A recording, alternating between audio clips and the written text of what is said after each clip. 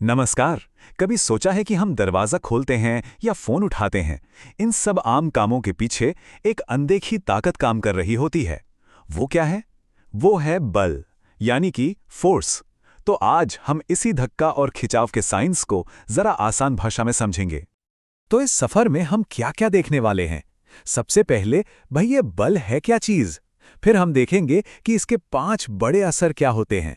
इसके बाद एक मजेदार सवाल कि कभी-कभी जोर लगाने पर भी चीजें हिलती क्यों नहीं, और फिर जानेंगे कि मोशन का यानी गति का असली सीक्रेट क्या है। और हाँ, आखिर में देखेंगे कि ये फोर्स हमारी दुनिया में हर तरफ कैसे काम करता है। तो चलिए शुरू करते हैं। सबसे पहले सबसे जरूरी सवाल, ये बल, ये फोर्स आखिर है क्या? अच्छा, एक बात सोचिए, एक फुटबॉल को किक मारना और एक गीले कपड़े को निचोड़ना, इन दोनों में क्या कॉमन हो सकता है? सुनने में तो बिल्कुल अलग लगते हैं, है ना? पर साइंस की नजर से देखें तो इन दोनों के पीछे एक ही चीज काम कर रही है, और वो चीज है बल, फोर्स। बहुत ही आसान भाषा में कहें तो किसी भी चीज पर लगा एक धक्का या एक खिंचाव, बस इतना ही, पुश और अ पुल। और यही एक सिंपल सी परिभाषा है जो उन सारे कामों को एक साथ जोड़ देती है।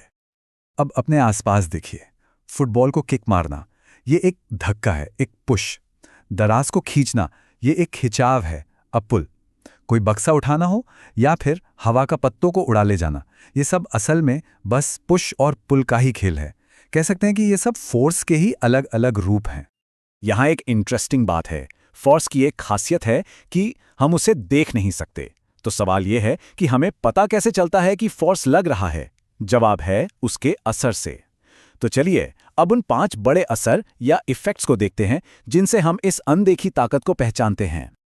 तो ये पॉइंट एकदम क्लियर रखना है, हम फोर्स को देख नहीं सकते, हम सिर्फ ये देख सकते हैं कि वो क्या करता है, उसका नतीजा क्या होता है, और यही नतीजे हमें बताते हैं कि हाँ, यहां कोई फोर्स काम कर रहा है। तो वो 5 असर क्या हैं? देखिए, नंबर 1, फोर्स किसी रुकी हुई चीज को चला सकता है, जैसे फुटबॉल पर किक। नंबर 2, ये किसी चलती हुई चीज को रोक सकता है, जैसे कार के ब्रेक्स। नंबर 3, ये किसी चीज की स्पीड कम या ज्यादा कर सकता है। नंबर 4, ये उसकी डायरेक्शन यानी दिशा बदल सकता है। सोचिए, क्रिकेट में बैट्समैन कैसे बॉल की दिशा बदल देता है। और 5वां, फोर्स किसी भी चीज का शेप, उसका आकार बदल सकता है, जैसे किसी स्प्रिंग को खींचना। लेकिन एक पहेली भी है, कभी कभी हम जोर लगाते हैं, बल लगाते हैं, पर कुछ होता ही नहीं, कोई चीज अपनी जगह से टस से मस नहीं होती। ऐसा क्यों? बस यहीं पर एंट्री होती है बैलेंस्ड फोर्सेस की। चलिए समझते हैं ये क्या बला है। जरा इस हैवी बॉक्स को देखिए, इस पर धक्का लगाया जा रहा है, मतलब फोर्स तो लग ही रहा है, पर यह हिल क्यों नहीं रहा? ये एकदम स्टेबल क्यों है? इसी को कहते हैं बैलेंस्ड फोर्स। मतलब जब किसी चीज पर लगने वाले सारे फोर्सेस का टोटल असर 0 हो जाए, सारे धक्के और खिंचाव एक दूसरे को काट देते हैं, कैंसल आउट कर देते हैं। ये ठीक वैसा ही है जैसे रस्साकशी का खेल हो और दोनों टीमें बराबर ताकत लगा रही हों। क्या होगा? रस्सी कहीं नहीं जाएगी। अब ये टेबल देखिए, ये कॉन्सेप्ट को एकदम क्लियर कर देगा। इस भारी बक्से पर असल में एक नहीं, 4 फोर्सेस काम कर रहे हैं।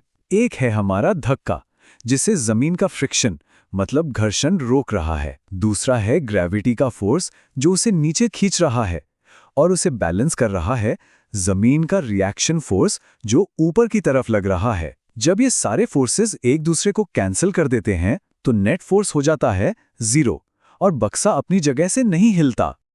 हाँ, पर इसका मतलब ये नहीं है कि बैलेंस्ड फोर्सेस का कोई असर ही नहीं होता। वो किसी चीज को मोशन में तो नहीं ला सकते, लेकिन उसका शेप जरूर बदल सकते हैं। सोचिए, अगर एक रबर की बॉल को दोनों हाथों से बराबर दबाएं, तो वो हिलेगी नहीं, पर उसका शेप गोल से थोड़ा ओवल यानी अंडाकार हो जाएगा। तो अगर बैलेंस्ड फोर्सेस चीजों को हिला नहीं सकते, तो फिर चीजें चलती कैसे हैं? वेल, इसका जवाब है अनबैलेंस्ड फोर्सेस। यही है मोशन का असली सीक्रेट। ये साइड बाय साइड कंपैरिजन देखिए कितना क्लियर है। एक तरफ है बैलेंस्ड फोर्सेस, नेट फोर्स 0 और मोशन में कोई चेंज नहीं। दूसरी तरफ है अनबैलेंस्ड फोर्सेस, यहां नेट फोर्स 0 नहीं है और यहीं से मोशन में बदलाव आता है। स्टिलनेस और चेंज के बीच का यही फर्क है। तो अनबैलेंस्ड फोर्स की सीधी सादी परिभाषा क्या हुई? जब किसी चीज पर लगने वाले सारे फोर्सेस का टोटल नतीजा जीरो ना हो तो उसे कहते हैं अनबैलेंस्ड फोर्स। और यही वो फोर्स है जो किसी चीज की स्पीड या उसकी डायरेक्शन को बदलने के लिए चाहिए होता है। एक खिलौना कार का एग्जाम्पल लेते हैं। जब उससे धक्का देते हैं तो जो पुश फोर्स है वो फ्रिक्शन फोर्स से ज्यादा होता है। बस यही है अनबैलेंस्ड फोर्स। एक फोर्स दूसरे से जीत गया और नतीजा कार चल पड़ी। ठीक है, तो अब हम बैलेंस्ड और अनबैलेंस्ड फोर्सेस के बीच का फर्क समझ चुके हैं। तो अब टाइम है इस कॉन्सेप्ट को अपने आसपास की दुनिया में देखने का। अच्छा, इस सिचुएशन के बारे में सोचिए। साइकिल चलाई जा रही है और फिर पैडल मारना बंद कर देते हैं। क्या होता है? साइकिल धीरे धीरे धीमी होने लगती है। ये अनबैलेंस्ड फोर्सेस का एक परफेक्ट एग्जाम्पल है। हुआ क्या, जैसे ही पैडल मारना बंद किया तो फॉरवर्ड पुश फोर्स तो गया। अब जो रोकने वाले फोर्सेस हैं, यानी हवा का रेजिस्टेंस और सड़क का फ्रिक्शन, वो ज्यादा हो गए। मतलब फोर्सेस अनबैलेंस्ड हो गए और नतीजा साइकिल धीमी पड़ गई।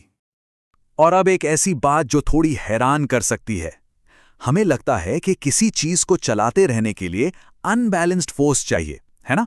पर जरा ये सुनिए, कोई भी चीज एक जैसी स्पीड से सीधी लाइन में तब चलती है जब उस पर लगने वाले सारे फोर्सेस बैलेंस्ड हो और नेट फोर्स जीरो हो। इसका मतलब क्या हुआ? स्पीड बढ़ाने के लिए तो अनबैलेंस्ड फोर्स चाहिए, पर एक जैसी स्पीड मेंटेन करने के लिए आपको फोर्सेस को बैलेंस करना पड़ता है। कमाल की बात है ना? तो इस पूरी बातचीत का निचोड़ क्या है? टेक अवे क्या है? बहुत सिंपल है। जब भी किसी चीज की स्पीड या उसकी डायरेक्शन में कोई बदलाव आए तो समझ जाइए कि सीन में कोई ना कोई अनबैलेंस्ड फोर्स है। यही सबसे जरूरी नियम है। और जाते जाते एक सवाल सबके लिए। अभी इस वक्त हम सब जहां भी शांत बैठे या खड़े हैं, कौन सी अनदेखी ताकतें हैं जो हमें अपनी जगह पर स्थिर रखे हुए हैं? जरा सोचिए, ग्रेविटी हमें नीचे खींच रही है और हमारी कुर्सी या जमीन हमें ऊपर की तरफ धकेल रही है। मतलब हम सब इस वक्त बैलेंस्ड फोर्सेस का एक जीता जागता उदाहरण हैं।